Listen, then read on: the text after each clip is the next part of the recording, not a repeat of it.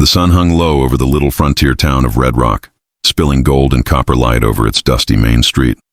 The year was 1879, and the wind carried the smell of horses, sweat, and tobacco.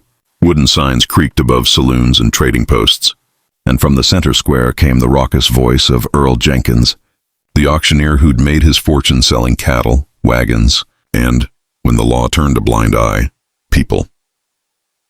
That afternoon, the crowd had gathered for one of the biggest auctions of the season.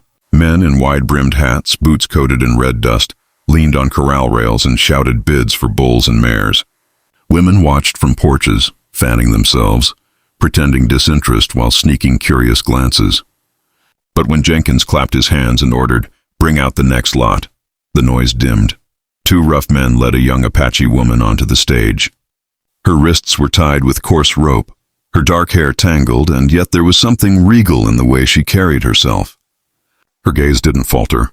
She stared straight ahead, unflinching under the afternoon sun. "She ain't like the rest," Jenkins said with a grin, sensing the tension in the air, caught near the Black River Valley. "Don't talk much, or at all, but she's strong. Knows how to ride, fetch water, and cook game. 50% off today only, gentlemen. Who'll start the bid?" No one spoke. A murmur went through the crowd. Some men shifted uncomfortably. Others spat in the dirt. Slavery was outlawed, of course.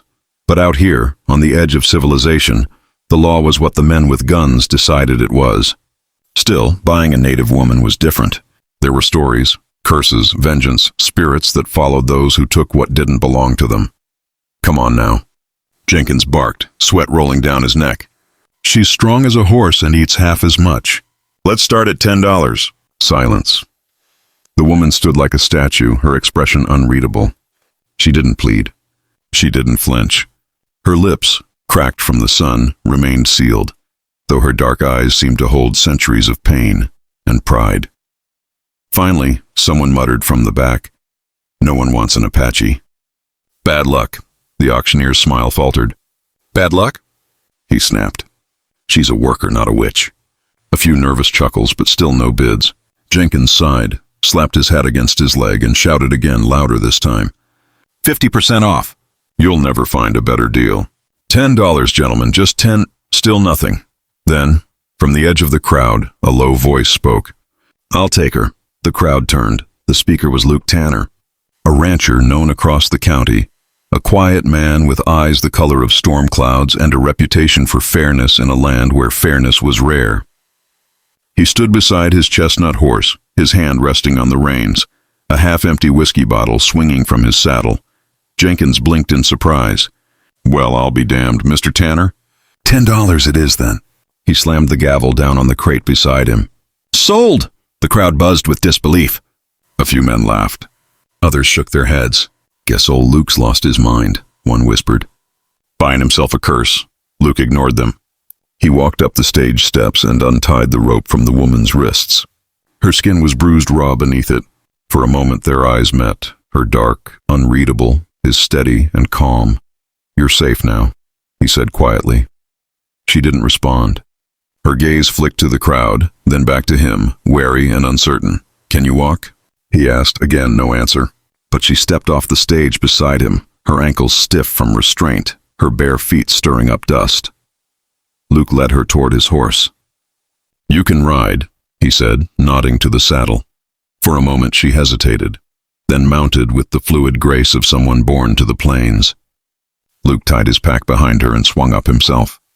The crowd parted as they passed, some sneering, others muttering prayers against bad omens. By the time they rode past the saloon, the whispers had spread through town. "Tanner's gone soft. She'll slit his throat by sunrise. No man can trust an Apache." Luke heard them all, but he didn't look back. They rode out of Red Rock as the sun dipped below the horizon. The plain stretched endlessly ahead, golden grass rippling under the wind, shadows long and silent. After a while he said, "You got a name?" She stayed silent. "That's fine," he murmured. "I'll call you miss till you tell me otherwise." He offered her his canteen. She hesitated, watching his hand carefully, then took it. She drank slowly, almost reverently, as if she hadn't tasted clean water in days. He smiled faintly. "That's better." They rode until dusk, when the prairie sky turned violet and the first stars appeared. Luke stopped near a stream and dismounted. He built a small fire, handed her a piece of dried venison, and said, "Eat. You'll need your strength." She didn't move at first, watching him from across the fire, measuring him perhaps. Finally, she took the food and began to eat, slow, cautious bites.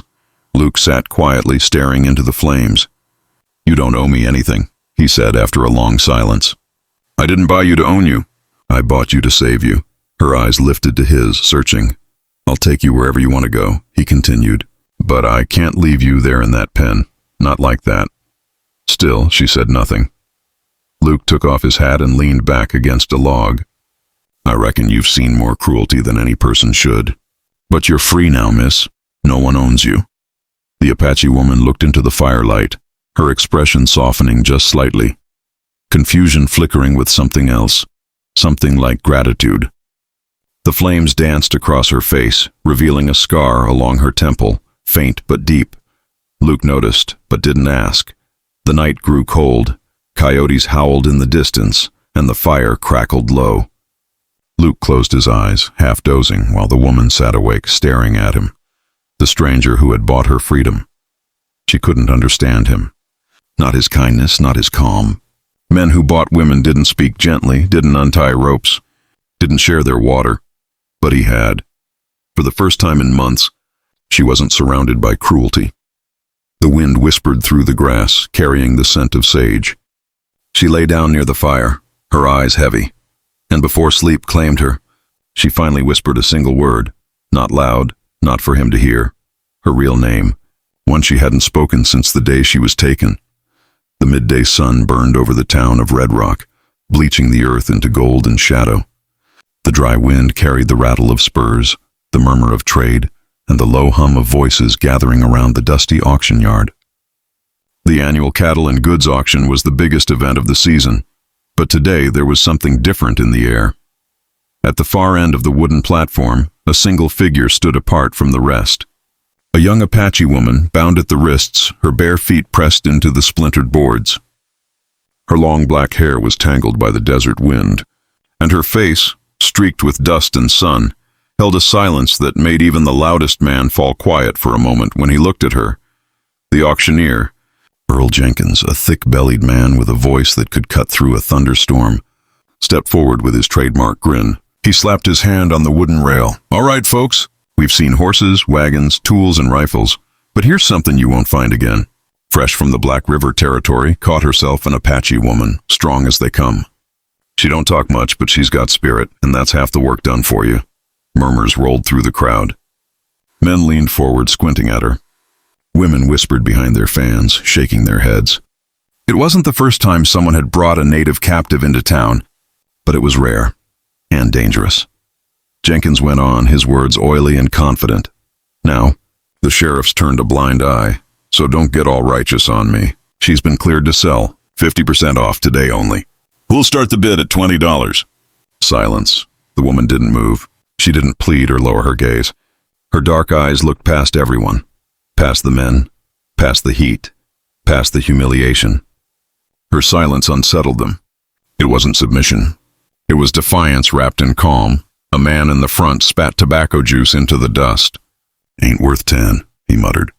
"Bad luck, them Apaches. Cursed people." Another man, a ranch hand with sun-scorched skin, laughed nervously. "Yeah, buy one of them and you'll wake up with a knife in your ribs." Jenkins' smile faltered. "Come now, gentlemen, she's half price." Strong, quiet, and young. "She can fetch water, clean camp, or—" He stopped short, realizing his words were sliding into dangerous territory. "Or work the fields, whatever you need done. $10. Still, no one spoke. The wind picked up, lifting dust across the wooden platform. The woman's hair fluttered around her face, and for a moment she looked like a spirit out of an old ghost story. A figure too proud to bow, too strong to break. $5? Jenkins barked, voice cracking now. "Someone give me something. Can't waste daylight on one unsold piece of stock." The words stung Luke Tanner as he heard them from where he stood near the back of the crowd. Luke wasn't like the others. He was a cowboy, tall, broad-shouldered, with a calm that came from years of riding the open plains alone. His hat shadowed eyes that had seen too much, and his hands, though rough, moved with quiet purpose. He'd come to town for feed and supplies, not for this, but when his gaze fell on the Apache woman, something in him twisted. She didn't belong there, tied in shame before strangers. $5. Jenkins shouted again. Any man with half a conscience? The crowd shifted, restless, uncomfortable. Luke's voice broke the tension. I'll take her. The words weren't loud, but they carried. Fee.